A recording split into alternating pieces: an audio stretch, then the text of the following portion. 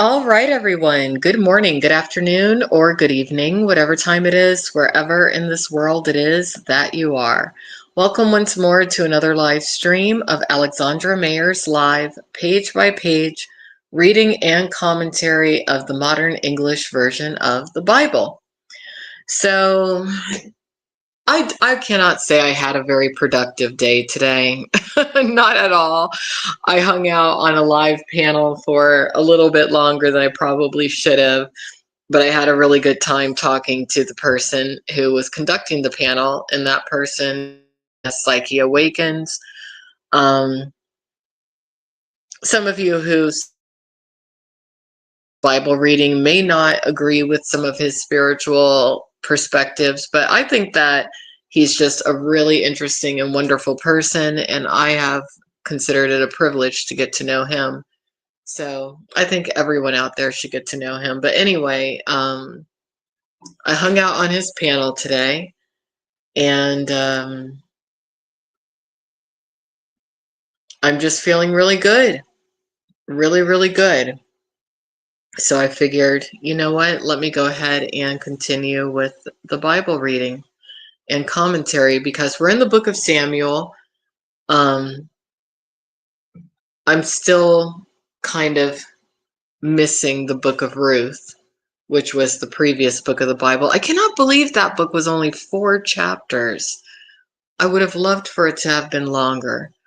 But we're in the book of Samuel now, and Samuel is starting to feel his spiritual awakening, and he's hearing God calling to him. So that's where we are.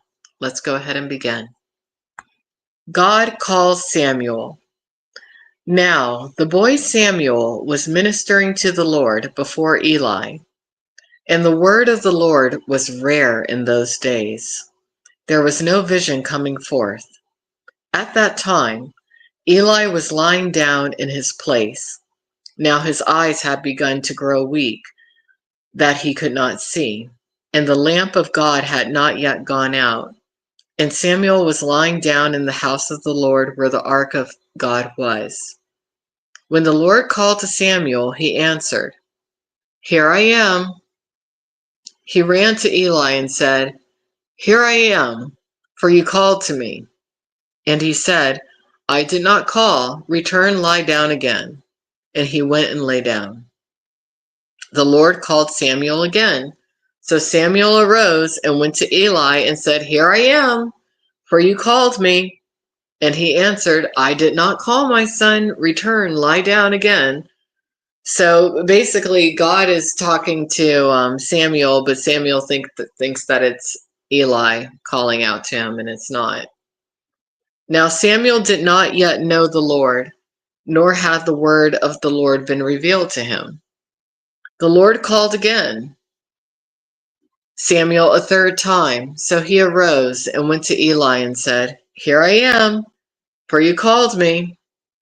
Then Eli understood that the Lord was calling to the boy. Therefore Eli said to Samuel, "Go lie down, and it will be, if he calls you, that you will say, 'Speak, Lord, for your servant listens.'" So Samuel went and lay down in his place. The Lord came and stood, and he called as at other times, "Samuel, Samuel." Then Samuel said, "Speak, for your servant listens." The Lord said to Samuel, "Behold, I am doing something in Israel, which will make both ears ring of everyone who hears it. In that day I will bring about against Eli everything which I have spoken with regard to his house, from beginning to end. For I told him that I will judge his house forever for the guilt which he knew, because his sons are cursed, and he did not rebuke them." See, so here's vindictive God, because Eli should have rebuked his sons, but he didn't. And I can understand why he didn't, he loved his sons, but here's God's wrath. "Therefore I have sworn to the house of Eli that the iniquity of Eli's house shall not be atoned for with sacrifice or offering forever. Samuel lay until the morning. Then he opened the doors of the house of the Lord. Now Samuel feared to report the vision to Eli. Yeah, that would be quite a thing to have to report back. That all this bad is going to happen. Oh my gosh. So Samuel's in not the best position at this point in his life. Then Eli called Samuel and said, Samuel, my son. And he answered, Here I am. He said, What is the thing that the Lord has spoken to you? Do not hide it from me.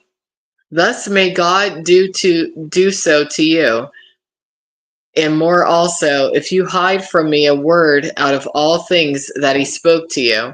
So, wow. So Eli is intuitively probably sensing, uh-oh, I'm in trouble. I need to know what is coming down the pipeline. So the question is Samuel going to reveal it or not? Looks like he did. Samuel told him everything and did not hide from him a thing. And he said, It is the Lord. Let him do what is good in his eyes. And Samuel grew, and the Lord was with him and did not let any of his words fall to the ground. All Israel from Dan even to Beersheba knew that Samuel was proven to be a prophet of the Lord. And the Lord appeared again in Shiloh. For the Lord revealed himself to Samuel in Shiloh by the word of the Lord. So that's the end of Samuel 1, chapter 3.